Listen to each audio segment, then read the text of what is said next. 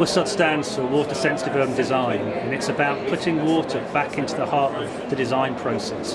So when we're thinking about designing our cities or urban spaces, we start to think about how water can play a role in that design. WSUD is for all our urban spaces. It's relevant to anywhere where we have interaction with water, whether that be our drains, our sewers, our rivers, our buildings where we use water. WSUD encompasses all those areas. One of the key aspirations for WSUD is that we move towards a future where our infrastructure, our water supply, our wastewater is more resilient to climate change and extreme weather events. And WSUD has a key role to play in that in terms of providing a more flexible way of how we manage our water.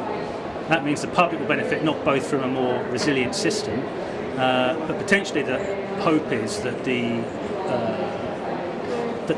urban spaces that we create will be attractive both to the public and to local communities.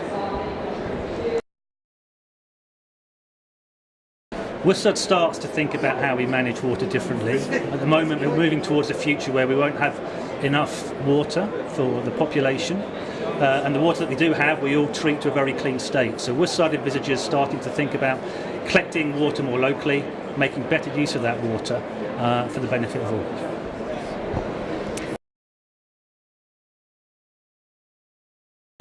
all. Blue-green infrastructure is one thing. You can't really have green infrastructure without the blue, and blue-green infrastructure is a key element of WSUD, but WSUD has a large number of other components and processes to it. But blue-green infrastructure is a key part of that.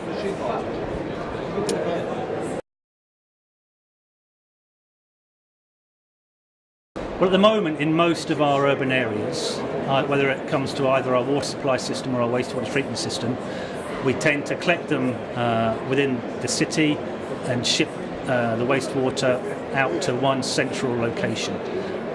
What we're envisaging with WSUD, particularly for water supply, is having a more disparate supply network where we catch water locally and use water locally.